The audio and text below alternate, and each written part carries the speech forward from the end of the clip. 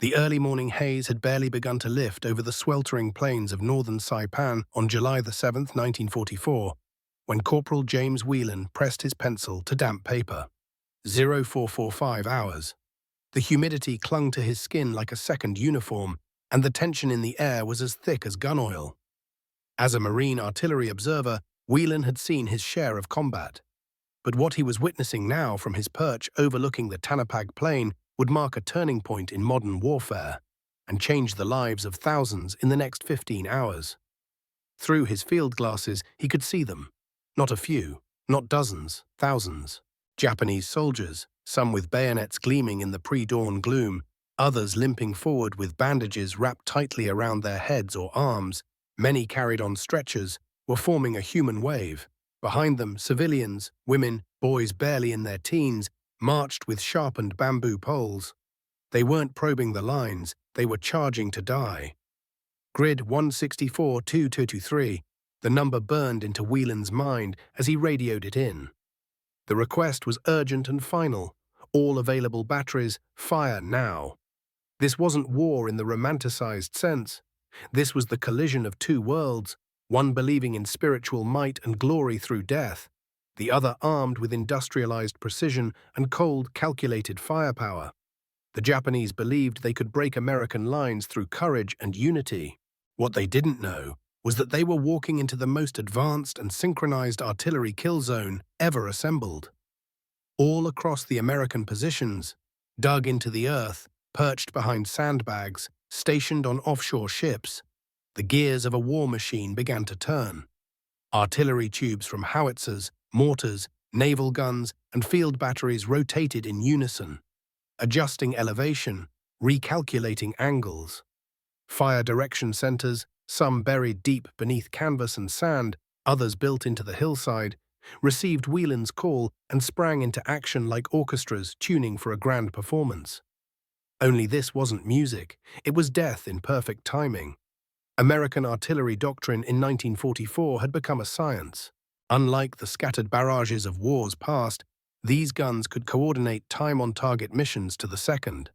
Different batteries, some miles apart, would fire at staggered moments so that their shells, dozens, hundreds, would land simultaneously on a single square of earth. By the time the enemy heard the first whistle overhead, it would already be too late. It wasn't just superior technology, it was the application of organization, logistics, and mathematics to the battlefield. Warfare had evolved. Whelan could feel it in his bones. This was more than just another attack. This was a desperate cry from a collapsing enemy, a final gesture of defiance against an opponent they could neither understand nor stop. But as the shells began to rain down and the sky turned orange with coordinated fire, the lesson would be driven home with unrelenting force. Courage without coordination is suicide. And on this day, on the blood-soaked plains of Saipan, America's firepower would write that lesson in steel and flame. Corporal Whelan's radio crackled back with a clipped response. Roger. Grid 164-223. Time on target. Splash in 90 seconds. It was all he needed to hear. He looked up again at the advancing formation. Thousands of Japanese soldiers, shoulder to shoulder, blades glinting, flags fluttering. Their voices growing louder with each step. Banzai, they cried, the chant swelling into a wave that echoed across the valley. Whelan had heard stories from earlier in the war, about similar charges on Guadalcanal and Tarawa. But this was different. It wasn't just military men. This was everyone the Japanese had left. Mechanics, cooks, wounded sailors with limbs in slings, even teenagers with rifles too heavy for their hands. The wounded hobbled forward, others dragged themselves on hands and knees. It wasn't a strategy. It was a ritual, a final act of national sacrifice. But if the Japanese brought a belief in glorious death, the Americans had brought something else. Precision. The fire direction centers, FDCs, hidden miles away, were already calculating impact vectors using weather data, powder temperature, and barrel erosion figures. Each battery, Marine, Army, and Navy, knew exactly where their shells would fall. It wasn't random. It was science.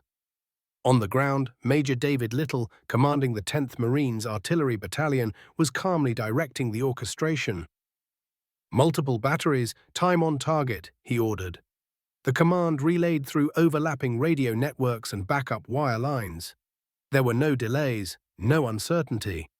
As the final second ticked down, every cannon, mortar, and gun across the American line fired in a synchronized, thunderous roll. And then it happened. At precisely 0447 hours, the sky over Tanapag erupted. Shells, hundreds of them, screamed down in unison. To the Japanese charging forward, it must have seemed as if the heavens had cracked open. There was no time to run, no time to dig in. One moment, they were advancing with hope, however misguided. The next, they were engulfed in fire and steel. The ground convulsed. Earth exploded. Limbs and bodies vanished in flashes of flame. The largest Banzai charge of the Pacific War had met the most sophisticated fire control system ever created, and the result was instant annihilation. But they kept coming. Wounded, dazed, screaming their battle cries, stepping over their fallen comrades. The American artillery had prepared for that too. This wasn't the beginning of the end. It was only the beginning of the slaughter.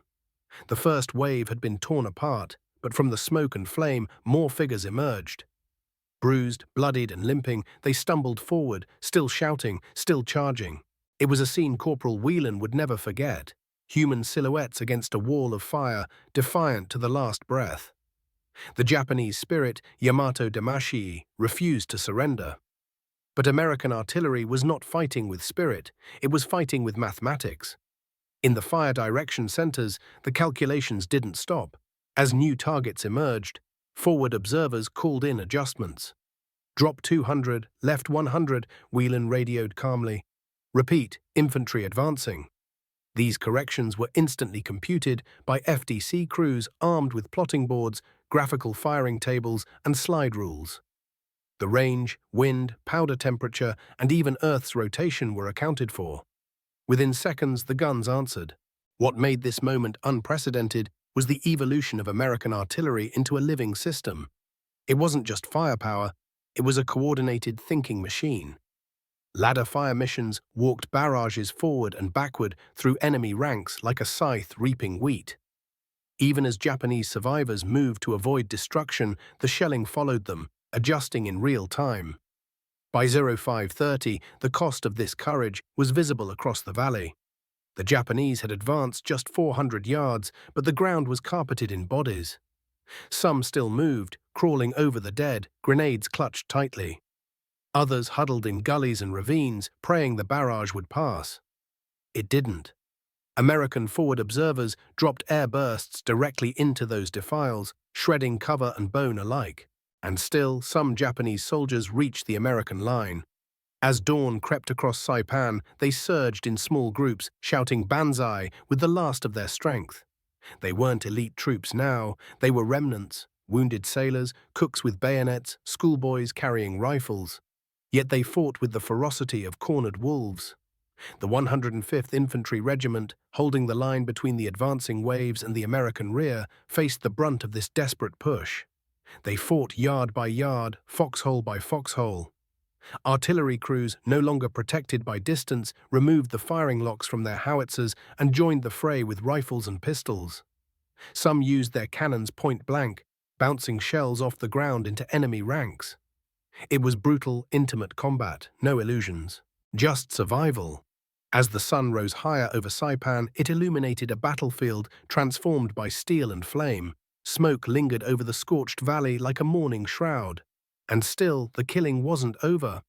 From offshore, the U.S. Navy joined the symphony of destruction. The battleship USS Tennessee and the cruiser USS Louisville had been positioned for this exact moment. Their 14-inch and 8-inch guns, designed to shatter enemy fleets, now turned their fury inland. Fire control teams, working in tandem with observers onshore, called in precise coordinates.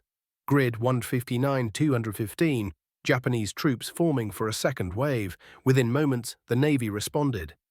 USS Tennessee thundered first, its guns sending 293 massive shells into the valley. USS Louisville added 322 rounds of its own. These weren't warning shards, they were execution orders. The second wave never had a chance. Already weakened by artillery and mortars, The Japanese formations were annihilated before they could even begin their advance. Ravines became death traps, open fields turned into craters filled with shattered bodies. The concept of mass assault had failed, obliterated by American coordination and overwhelming firepower. But not all the attackers had fallen. Here and there, scattered groups of 5 or 10 soldiers continued their grim march. Some crawled through tall grass, others clutched grenades beneath their bodies, waiting for an American to pass by. They were no longer an army. They were fragments of a broken dream, ghosts refusing to vanish. At 0730, the Banzai charge had collapsed into chaos. The grand strategy was gone, replaced by isolated acts of desperation.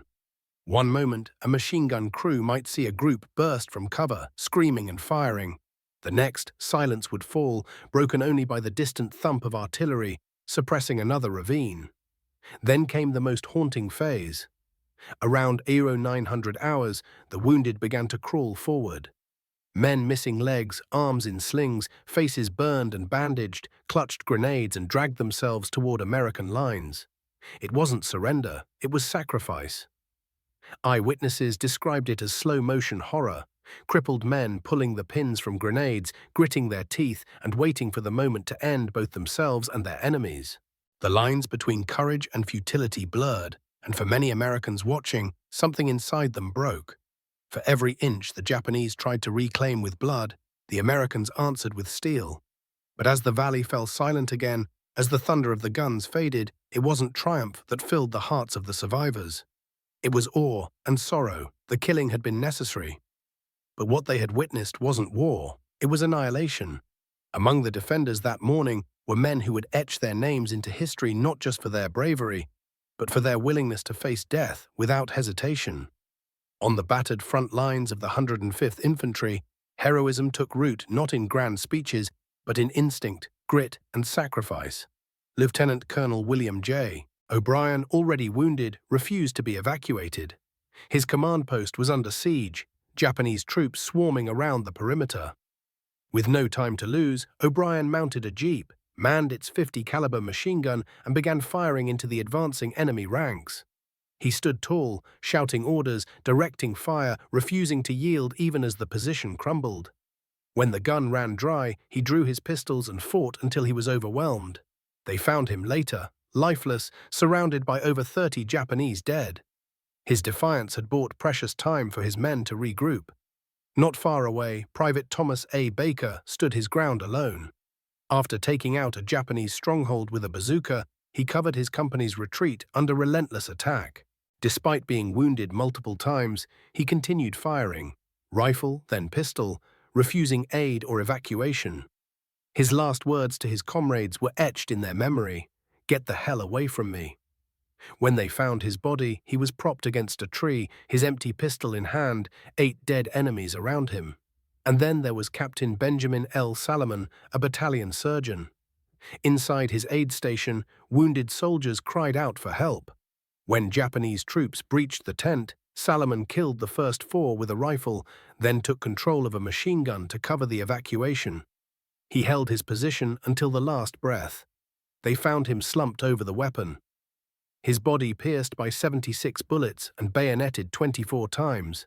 In front of him lay 98 enemy dead. These were not acts born of impulse. They were deliberate, final decisions made in the face of overwhelming odds. The Medal of Honor would eventually be awarded to all 3, though Salomon's recognition came decades later, delayed by bureaucratic debates over whether a doctor should bear arms. By mid-morning, the Banzai charge had become a memory etched in blood and gunpowder. The cost was staggering. The valley was quiet now, but the air hung heavy with smoke and sorrow.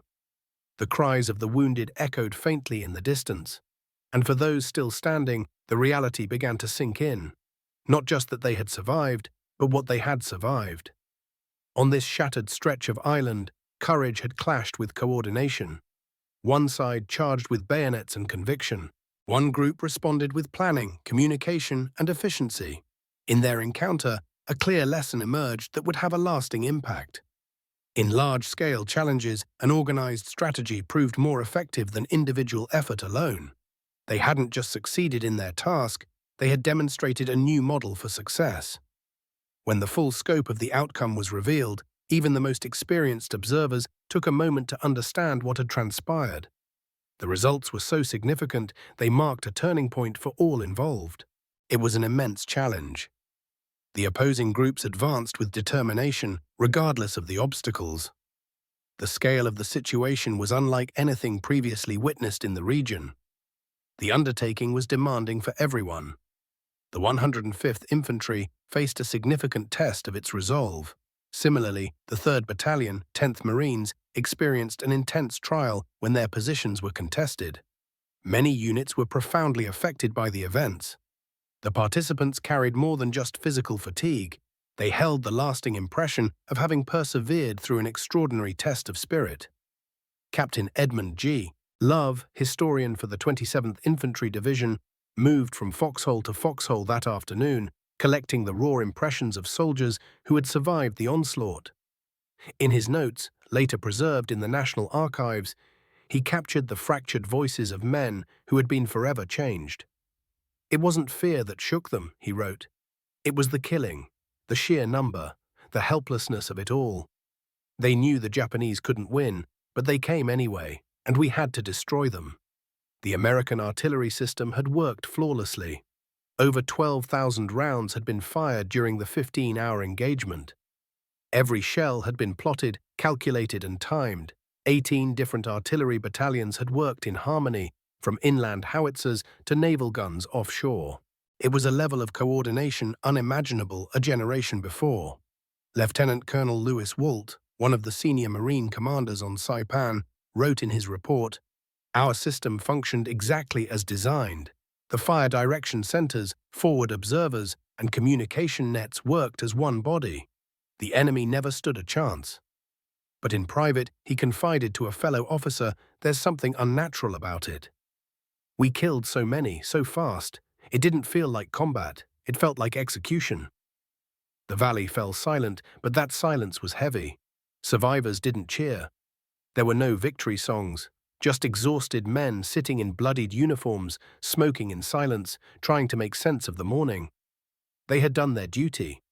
They had stood firm, but they had also witnessed something ancient dying, the idea that courage alone could win a war. In the age of industrialized firepower, that myth had been buried in the Saipan soil. By nightfall, the battlefield had become eerily still. A valley once echoing with battle cries and artillery thunder now sat silent under a blood-red sky. American troops moved cautiously through the wreckage, checking for any signs of resistance. But there were few left alive. The enemy had not retreated. They had perished almost to the last man. Among the few who had survived were those who had never intended to fight in the Banzai Charge. Hidden deep within caves carved into the hills of northern Saipan, small groups of Japanese soldiers and civilians remained. One of them was Captain Sakai Oba, a resourceful officer who had avoided the mass charge altogether. Rather than sacrifice his men in a futile gesture, Oba chose guerrilla warfare. Over the next 16 months, long after Japan's formal surrender, he would lead a determined resistance in the hills, refusing to surrender until December 1945. Not all Japanese commanders made such choices. Lieutenant General Yoshitsugu Saito, who had issued the order for the charge, followed tradition to its tragic end. On July the 10th, 3 days after the failed assault, he took his own life. Nearby, Admiral Chuichi Nagumo, who had commanded the Pearl Harbor attack fleet, had already died by suicide the day before the Banzai Charge began. For them, death was the final act of honor in a battle that had already been lost. Back in the American lines, officers filed reports and coordinated the grim work ahead. Graves registration teams began collecting the bodies, mapping the mass burial zones, and trying to identify fallen comrades. It was methodical, respectful work, but impossible to escape the magnitude. Thousands of bodies, many torn beyond recognition, were scattered across the plain. Colonel Louis Mercer, whose artillery regiment had fired some of the most effective barrages that morning, walked the battlefield in silence. He had no words. The fire plan he and Major Warham had crafted had worked to perfection. Every gun had hit its mark. Every calculation had held. And yet, standing amid the ruins, there was no satisfaction, only weight. For many, the events of that morning brought a new awareness. This wasn't the war their fathers had fought in the trenches of France. This was something else, a conflict governed not by the strength of the individual soldier, but by the systems behind him. Firepower wasn't just about bigger guns, it was about coordination, speed, precision, and it had turned the battlefield into a place where valor could no longer alter fate. The Banzai charge at Saipan was not just defeated. It was dismantled, taken apart by a machine-like process that left little to chance. And that victory, while absolute, left many asking whether something irretrievable had been lost in the process. News of the battle's outcome rippled far beyond Saipan. In Tokyo, the High Command was stunned and over 4,000 of their finest, along with countless civilians, had been killed in a single morning. And with minimal American losses. The ramifications were immediate. Within 11 days, on July 18, 1944, Prime Minister Hideki Tojo's government collapsed under the weight of military failure and public disbelief. For the American military, however, the Battle of Saipan offered validation. The systems they had developed, fire direction centers, radio-coordinated observers, time-on-target barrages, had not just proven effective. They had been decisive. The days of frontal infantry assaults as a primary tactic were over. Saipan had made that brutally clear. American commanders began analyzing every element of the engagement. Reports poured in from field units, forward observers, and artillery battalions. Patterns emerged. Charges like this had worked against poorly armed opponents in China. But against the precision and reach of modern American artillery, they were death marches. The ratio of ammunition expended to casualties inflicted was staggering. Roughly 3 artillery shells per Japanese fatality. By military standards, an efficiency that bordered on the clinical. But among the troops, those numbers told a darker story. Efficiency didn't make the memories easier. Private Arthur Robinson of the 105th Infantry, who had survived the charge, would later say, "We didn't want to kill them all, but they just kept coming. What were we supposed to do? They gave us no choice." This collision of honor-driven tactics and industrial firepower forced a cultural reckoning. The Japanese had been taught to believe Americans were soft, unwilling to fight hard. But that myth had been shattered by waves of American shells. Courage, it turned out, wasn't enough. The battlefield wasn't a place for mythologies anymore. It was a place of machinery, mathematics, and systems. And the American system was relentless. Radios used by forward observers, the SCR-300 and SCR-610, delivered clear, static-free orders across 3 to 5 miles. Survey teams had mapped every battery location with exacting detail. Meteorological units released weather balloons every 6 hours to fine-tune targeting data. The M7 firing tables and M10 plotting boards gave fire direction centers the ability to solve problems in seconds that once took minutes. Warfare had become a logistical masterpiece. Even those far from the battlefield began to take notice. In Washington, analysts pored over after-action reports, noting how the integration of infantry, artillery, and naval support had functioned like clockwork. If Saipan proved anything, it was that the United States wasn't just fighting a war. It was mastering one. And in that mastery, it was redefining what victory would look like in the modern age. In the aftermath of the charge, American officers knew that what had transpired on Saipan wasn't an isolated incident. It was a demonstration, a lesson, and its significance stretched beyond the smoldering fields of that Pacific island. The sheer brutality of the Banzai assault had left a permanent impression on military doctrine. Across the Pacific theater, analysts and planners re-evaluated every assumption about Japanese tactics. The romanticized idea of massed infantry rushing into glory had been reduced to a tragic footnote. Now the priority was further refining the systems that had made such overwhelming victory possible. By the time the American war machine turned its gaze toward Guam, Tinian, and later Iwo Jima and Okinawa, the lessons of Saipan were already embedded. FDC crews were trained to respond faster. New fuse-cutting techniques were introduced to improve timing accuracy. More robust communication links were added between forward observers and batteries. And most importantly, artillery and naval fire were integrated not just as support, but as co-equal arms of combat, wielded with surgical precision. Yet even with these advancements, the Japanese continued to cling to a belief in the righteousness of death over surrender. On every island that followed, more Banzai charges would come. At Guam, at Peleliu, at Okinawa. Each one was crushed more quickly than the last. On May 4, 1945, during the final major Banzai charge of the war on Okinawa, over 5,000 Japanese soldiers surged toward American lines. Within 6 hours, 4,500 of them were dead. American casualties totaled 335. The kill ratio, nearly 15-1, was a stark reminder that no matter how fierce the charge, modern firepower answered with something fiercer still. Coordination, organization, cold precision. And yet, with every such battle, American soldiers began to ask harder questions. Was this still combat? Or had it become something more mechanical, more detached? They weren't just killing soldiers anymore, they were dismantling ideologies, exposing the futility of belief systems that placed honor above practicality. Major Thomas Warham, the architect of Saipan's fire plan, later wrote, "We didn't beat their bodies, we beat their doctrine." Their system was built on courage and sacrifice. Ours was built on data and communication, and data always wins. It was true. On Saipan, the American system had not just proven its worth. It had revealed a future in which wars would no longer be determined by the bravery of a few, but by the efficiency of many. A future where the side that could best integrate its tools, radios, maps, calculations, would dominate. The battlefield had evolved, and with it, the definition of what it meant to fight and to win. Even as America embraced the mechanical precision of its warfare, it couldn't escape the human toll.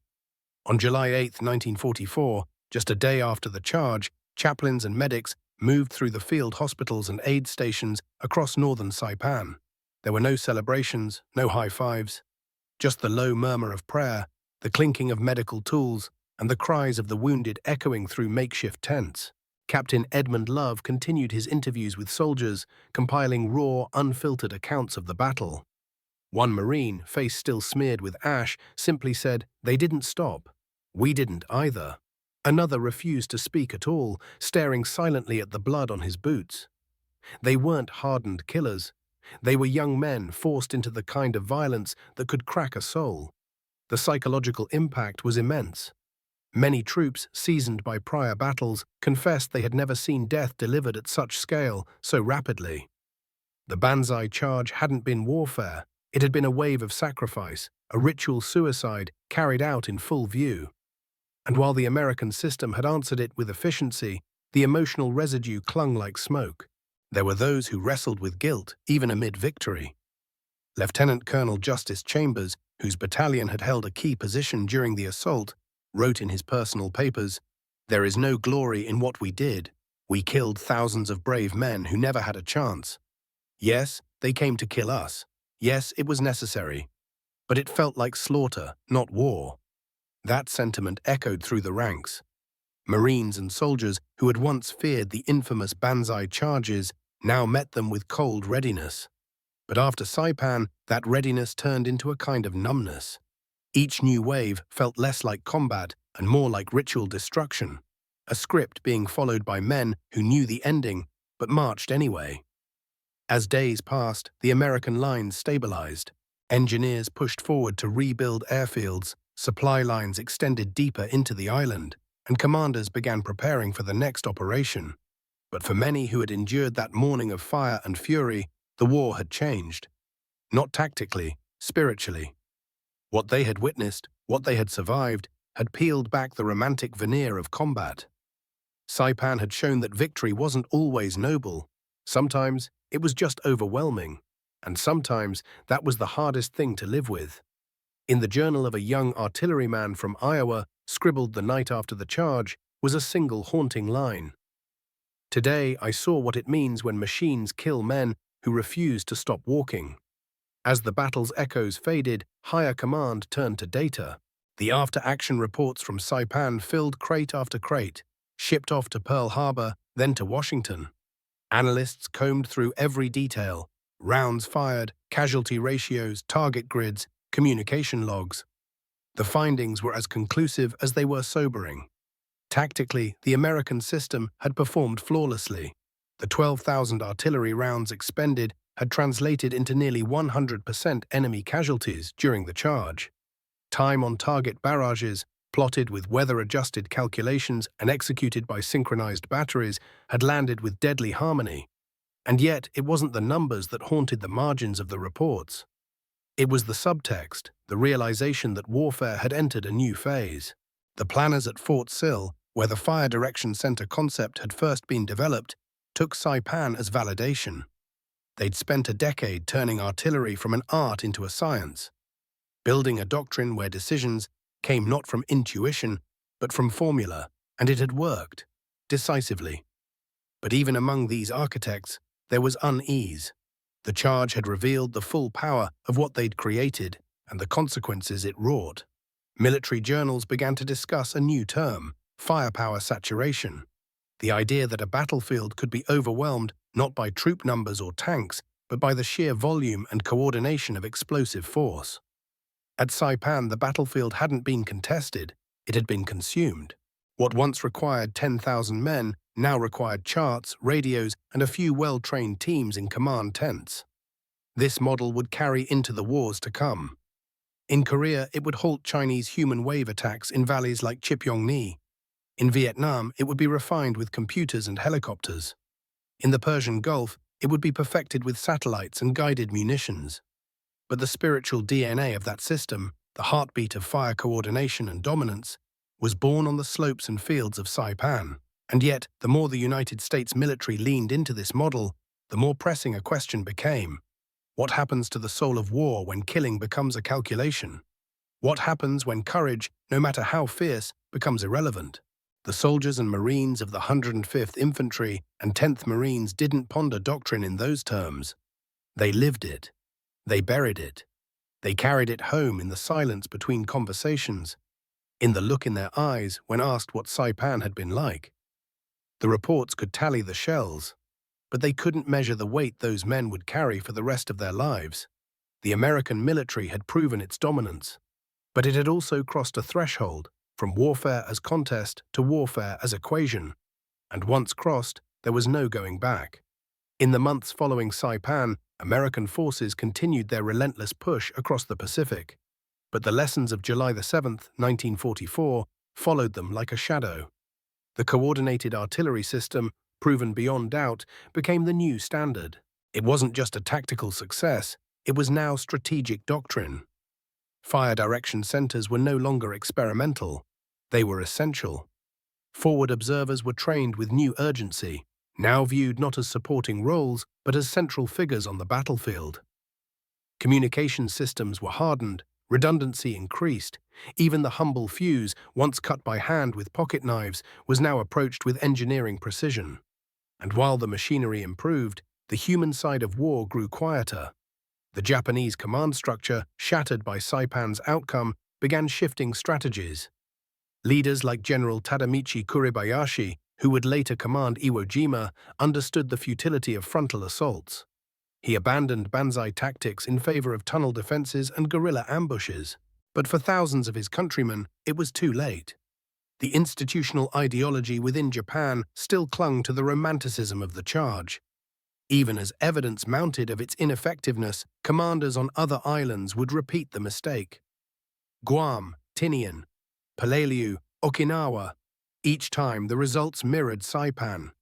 Charges met coordinated fire, waves met wire-guided destruction. Courage met calculation, and fell. Meanwhile, American commanders saw Saipan as a blueprint, not just for combat, but for war itself. The belief that courage alone could carry a battlefield had died in that valley. In its place, a new belief had emerged. Victory belonged to those who could organize faster, calculate better, and strike first. Without warning and without hesitation, military schools across the United States revised their curriculum. New generations of officers were taught not just to lead men, but to manage systems.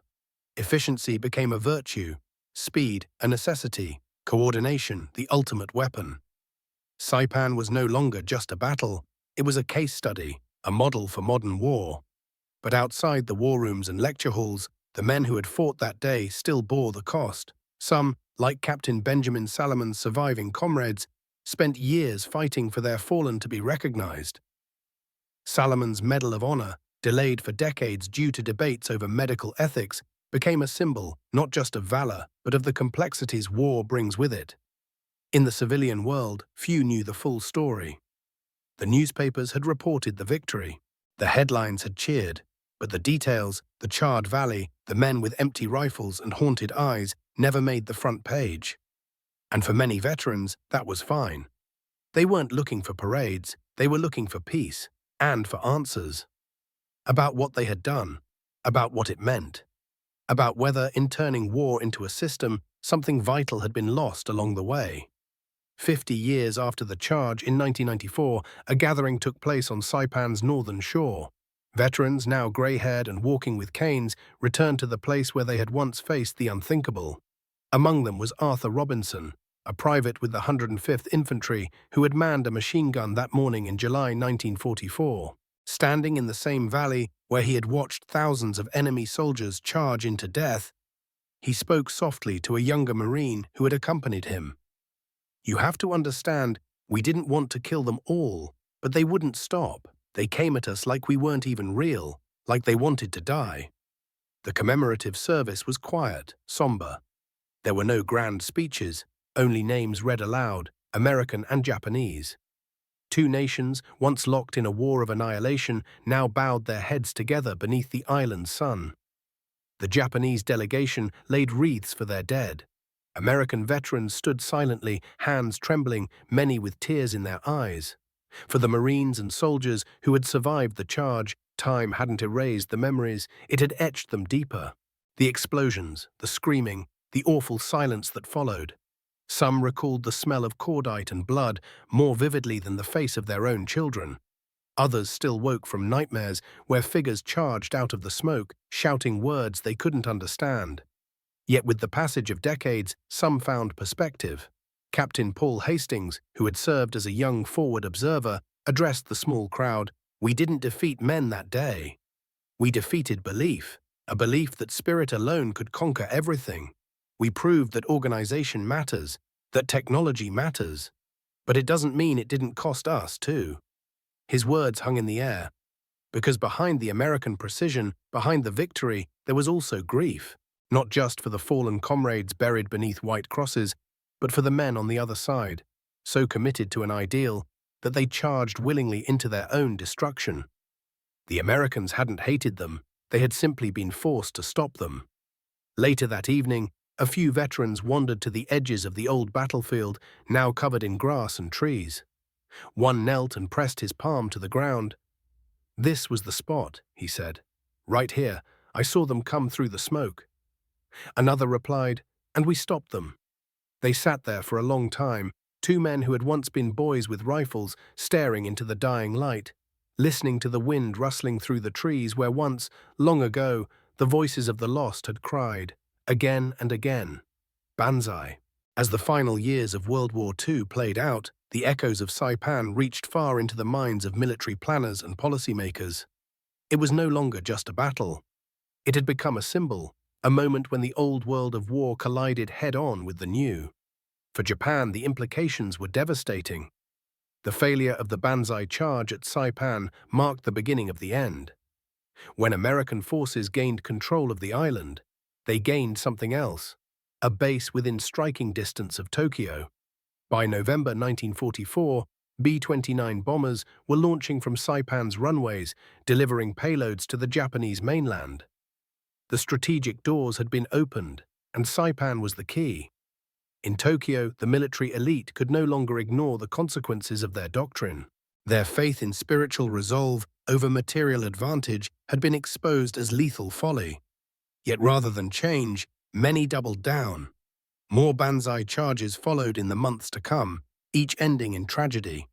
The lessons of Saipan were clear, but ideology once embedded rarely yields easily to reality. Meanwhile, American doctrine was being quietly rewritten. From Saipan forward, the integration of artillery, communication, and planning would become the blueprint for modern warfare. Every infantryman would be trained to call for fire. Every battery would be linked into a centralized fire direction network. The battlefield would become an equation where outcomes were not determined by chance or valor, but by timing, coordination, and range tables. Yet for all the military success, something more elusive had shifted. War had lost some of its ancient face. The romance of the charge, the sabers raised, the shouts of glory, had died under the weight of high explosive shells. What had taken its place was clinical, devastating, and almost inhuman. A battlefield no longer measured in yards gained, but in rounds per minute and casualty ratios. Veterans returned home with medals, but also with questions. What did it mean to win a battle that never gave the enemy a chance? How do you reconcile bravery with futility? Where is the honor in cutting down men who, by every measure, had already lost before they began? At military academies, commanders taught the brilliance of the Saipan campaign, its tactical genius, its flawless execution. But among those who had been there, the observers, the gunners, the riflemen, it was harder to describe. It had been necessary. It had been effective. But it hadn't felt like triumph. War had changed, and so had the men who fought it. The valley where the Banzai Charge met its end now lies quiet under Saipan's sky, reclaimed by grass and wind. Tourists walk its trails unaware of what once happened there. But for those who know, the silence is haunting. It speaks not only of death, but of a transformation, of warfare, of belief, of the very soul of combat. The 4,311 Japanese who died that morning did so believing that spirit could triumph over steel, that sacrifice could defeat science. But they faced a machine built on planning, calculation, and industrial efficiency. Their courage was undeniable. But courage, tragically, was no longer enough. On the American side, the system worked exactly as intended. The fire direction centers synchronized the guns. The observers relayed coordinates with discipline. The rounds landed with mathematical precision. It was a triumph of coordination over chaos. And yet, the soldiers who witnessed it didn't walk away feeling victorious. Many walked away haunted. The artillerymen, the riflemen, the medics, they had executed their roles flawlessly. But what they had witnessed wasn't a battle. It was erasure. The human wave had met the industrial hammer, and it had shattered. Not because one side lacked will, but because the other had mastered systems that turned time, terrain, and technology into weapons of their own. The story of Saipan's Banzai Charge is not just about who won. It's about what was lost. The belief that war could be fought with valor alone. The hope that sacrifice could overcome organization. Saipan was where tradition met technology, and tradition died. Today, we remember it not just for its numbers, but for its meaning. We remember the Americans who stood firm, the Japanese who marched into history, and the world that changed when the charge met the barrage. Because in that moment, we learned something timeless, that in modern warfare, systems matter more than slogans, and that no matter how brave, men must never be sent to die in battles they cannot possibly win. If this story moved you, please take a moment to like the video, subscribe to the channel, and share your reflections in the comments below. What do you think is the human cost of such efficiency in war? We'd love to hear your thoughts.